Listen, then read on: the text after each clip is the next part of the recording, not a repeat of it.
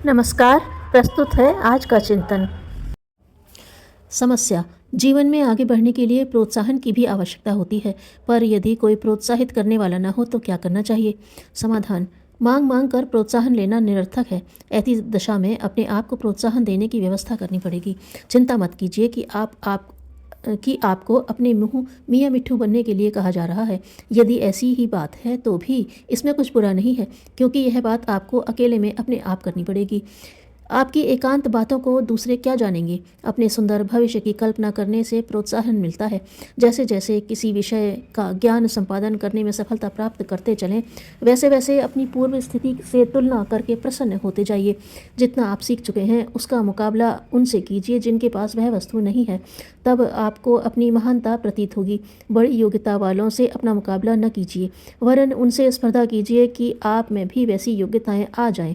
मन में निराशा के विचार मत आने दीजिए। अपने ऊपर अविश्वास मत कीजिए। प्रभु का अमर पुत्र मनुष्य किसी प्रकार की योग्यता से रहित नहीं है। साधन मिलने पर उसके सब बीज उगकर महान वृक्ष बन सकते हैं। आपको बुद्धिमान बनना है, आगे बढ़ना है, इसलिए अपनी पीठ ठोकते रहिए। माता जिस प्रकार बालक को उत्साहित करती है, उसी प्रकार आप अपनी आत्मा द्वारा मन को उत्साहित कीजिए। उसकी पीठ ठोकते हुए प्रशंसा कीजिए और बढ़ावा देते रहिए। यही सरल और सशक्त उपाय है। बुद्धि बढ़ाने की वैज्ञानिक विधि, पृष्ठ 19-20। समस्या। रिद्धियाँ, सिद्धियाँ, विभूतियाँ हस्तगत करने के लिए क्या उपाय करने चाहिए? समाधान।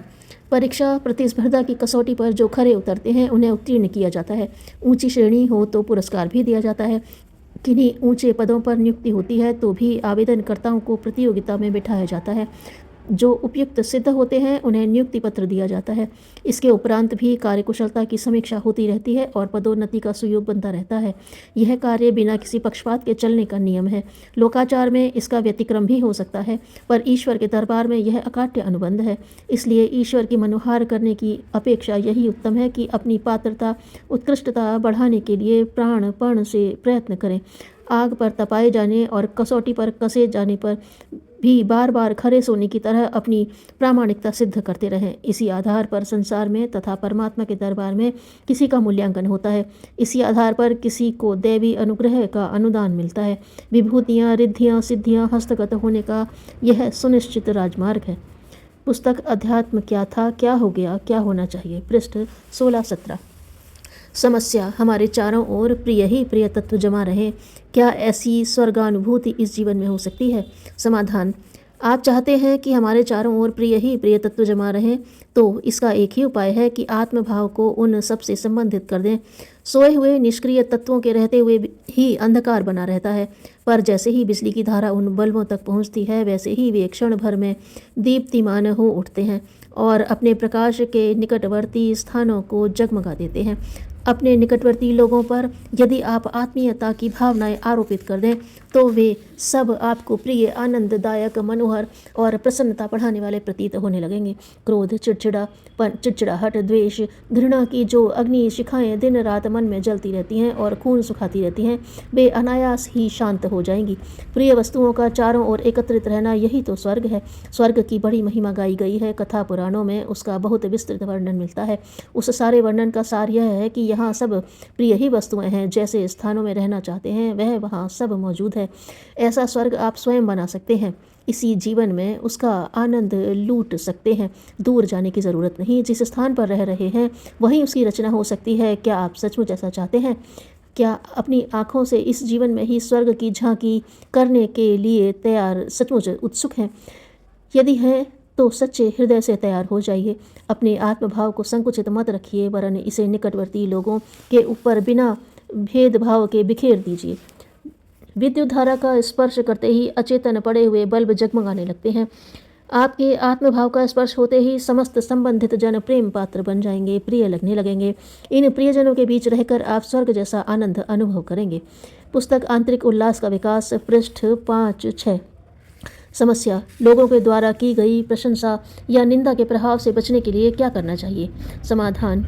लोगों के हाथों अपनी प्रसन्नता अप्रसन्नता बेच नहीं देनी चाहिए। कोई प्रशंसा करे तो हम प्रसन्न हो और निंदा करने लगे तो दुखी हो चलें, यह तो पूरी पराधीनता हुई। हमें इस संबंध में पूर्णतया अपने ही ऊपर निर्भर रहना चाहिए और निष्पक्ष होकर अपनी समीक्षा आप करने की हिम्मत इकट्ठी करनी चाहिए। निंदा से सुख लगता हो तो अपनी नज़र में अपने कामों को ऐसे घटिया स्तर का साबित न होने दें जिसकी निंदा करनी पड़े। यदि प्रशंसा चाहते हो तो अपने कार्यों को प्रशंसनीय बनाएं। सच्ची प्रशंसा पाने का सही तरीका एक ही है कि अपने को दिन दिन सुधारते चले जाएं और भावना तथा क्रिया की दृष्टि से उस स्तर पर जा पहुँचें जिस पर पहुँचने से आत्मसंतोष प्राप्त होता है और आंतरिक उल्लास प्रस्फुटित होता है। अपनी दृष्टि में अपना प्रशंसित होना सारे संसार के मुंह से गाई जाने वाली प्रशंसा की अपेक्षा कहीं बेहतर है। पुस्तक जीवन जीने की कला, पृष्ठ 38। समस्या: ईश्वर की सच्ची सेवा किस प्रकार की जाए जिससे वह प्रसन्न भी हो और हम उसके प्रिय पात्र भी बन जाएं? समाधान: ईश्वर राजाओं का महाराज है। हम सब उसके राज्य कर्मचारी हैं। सबके लिए नियत कर्म उपस्थित हैं। अपने अपने उत्तरदायित्व का उचित रीति से पालन करते हुए हम ईश्वर की इच्छा और आज्ञा को पूरा करते हैं और इस प्रकार सच्ची सेवा करते हुए स्वभावतः उसके प्रिय पात्र बन जाते हैं। राजाओं को व्यक्तिगत सेवा की आवश्यकता भी है, परंतु परमात्मा को रसोइये, सफाई कर्मी, कहार, चारण, चौकीदार आदि की कुछ भी आवश्यकता नहीं है। वह सर्वव्यापक है, वासना और विकारों से रहित है। ऐसी दशा में उसके लिए कपड़ा, भोजन, पंखा, रोशनी आदि का कुछ उपयोग नहीं है। ध्यान, जप, स्मरण, कीर्तन, व्रत, पूजन, अर्चन, वंदन ये सब आध्यात्मिक व्यायाम है। इनके करने से आत्मा का बल और सतोगुण बढ़ता है। आत्मोन्नति के लिए इन सब का करना आवश्यक है और उपयोगी भी है, परंतु इतना मात्र ही ईश्वर भजन या ईश्वर भक्ति नहीं। यह भजन का एक छोटा सा अंश मात्र है। सच्ची ईश्वर सेवा उसकी इच्छा और आज्ञाओं को पूरा करने में है, उसकी फुलवारी को अधिक हरा भरा फला फूला बनाने में है। अपने नियत कर्तव्य करते हुए अपनी और दूसरों की सात्विक उन्नति तथा सेवा में लगे रहना प्रभु को प्रसन्न करने का सर्वोत्तम उपाय हो सकता है। पुस्तक ब्रह्म ज्ञान का प्रकाश, पृष्ठ 18। जो मनुष्य क्रोध को अपने ऊपर झेल लेता है वह दूसरों के क्रोध से बच जाता है।